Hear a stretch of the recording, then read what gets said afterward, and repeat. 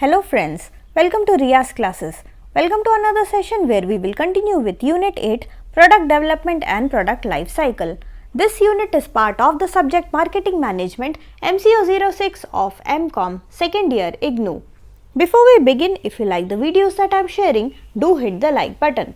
Do share your comments to let me know you find all this useful for your studies. Also, don't forget to subscribe so that you won't miss out on watching and learning from my videos. So let us continue with the topic Product Development Process. So now अब हम third step में आ गए हैं of product development process. First step था हमारा idea generation का, जहाँ पे काफ़ी सारे आइडियाज़ हमारे पास आए.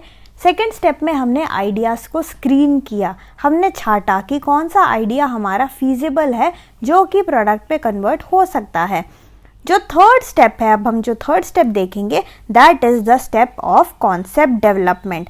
यहाँ पे हम देखेंगे how will we transform the idea into a specific product concept with a complete picture regarding the new offer of the company. तो यहाँ पे हम क्या करेंगे, पूरा का पूरा हम फाइनलाइज करेंगे कि हम अपने आइडिया को प्रोडक्ट में, एक्चुअल प्रोडक्ट में किस तरीके से बदलेंगे और हमारा जो कंपनी है उस नए प्रोडक्ट को किस तरीके से बेचेगा. ठीक है, यहाँ पे हम और भी ज़्यादा डिटेल में जाएंगे. डिटेल यानी कि हम यहाँ पे देखेंगे कि हमारा जो मार्केट सेगमेंटेशन है किस तरीके का है, हमने कौन से टारगेट ऑडियंस हमने चूज़ किए हैं अपने प्रोडक्ट को बेचने के लिए. तो यहाँ पे आपको देखना पड़ेगा कि आपका टारगेट कंज्यूमर कौन है जिसके लिए आप ये प्रोडक्ट बना रहे हो.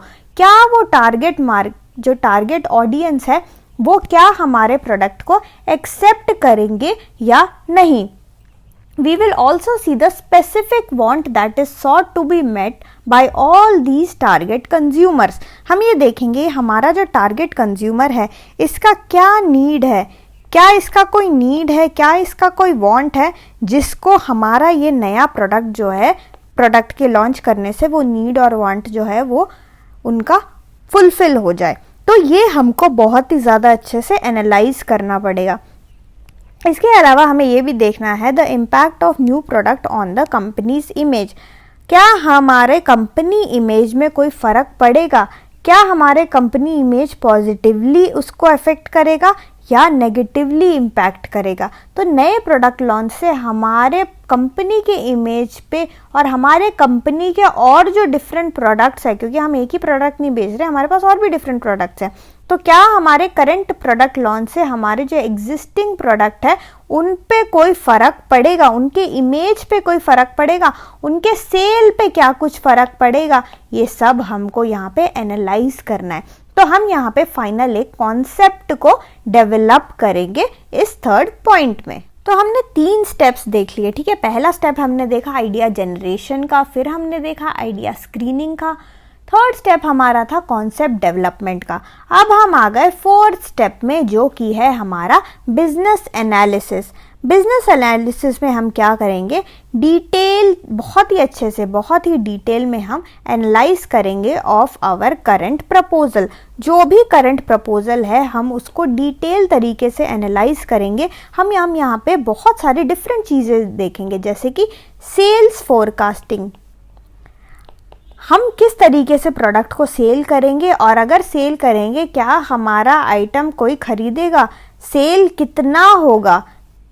इसके अलावा एस्टिमेशन ऑफ कॉस्ट, हम देखेंगे कितना कॉस्ट, कितना पैसा लग रहा है इस प्रोडक्ट को लॉन्च करने में, प्लस इस प्रोडक्ट को मार्केट करने में, एडवर्टाइज करने में, प्रमोशन करने में और डिस्ट्रीब्यूट करने में हमें कितना कॉस्ट लगेगा.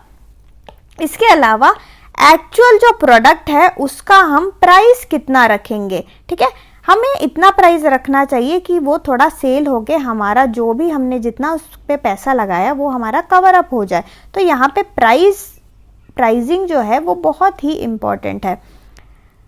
नेक्स्ट हम सोचेंगे अबाउट द प्रॉफिट.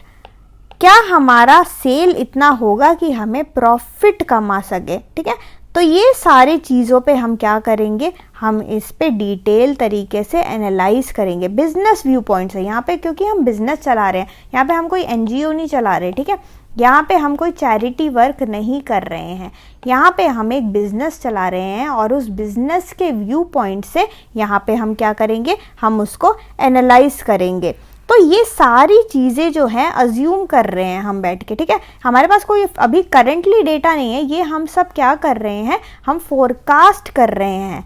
हम फोरकास्ट कर रहे हैं क्योंकि हमारे पास एक्चुअल डेटा कुछ भी नहीं है, इसलिए there are lot of assumptions involved in this step, ठीक है।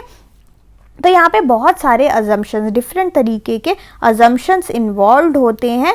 That is in general they are practiced to work out different set of figures under different assumptions। तो हम क्या करते हैं, डिफरेंट तरीके के assumption लगाते हैं जिससे कि हमें डिफरेंट तरीके के फिगर्स मिलते हैं, ठीक है, डिफरेंट तरीके के हमें रिजल्ट्स मिलते हैं और उन रिजल्ट्स के बेसिस पे हम क्या करते हैं, हम देखेंगे कि हमारा जो परफॉर्मेंस है क्या वो एक्सेप्टेबल रेंज में फॉल कर रहा है कि नहीं। एक्सेप्टेबल रेंज यानी कि कितना हम सह सकते हैं, हमारा बिजनेस का कैपेसिटी कितना है कि वो कितना सह सकता है, ठीक है। तो ये सारा चीज़ें हम बिजनेस पॉइंट ऑफ व्यू से क्या करेंगे, हम बिजनेस पॉइंट ऑफ व्यू से एनालाइज करेंगे।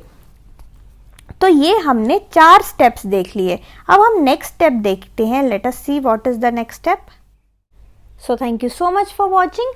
Like, share and subscribe to Riyaz classes. Thank you and bye bye.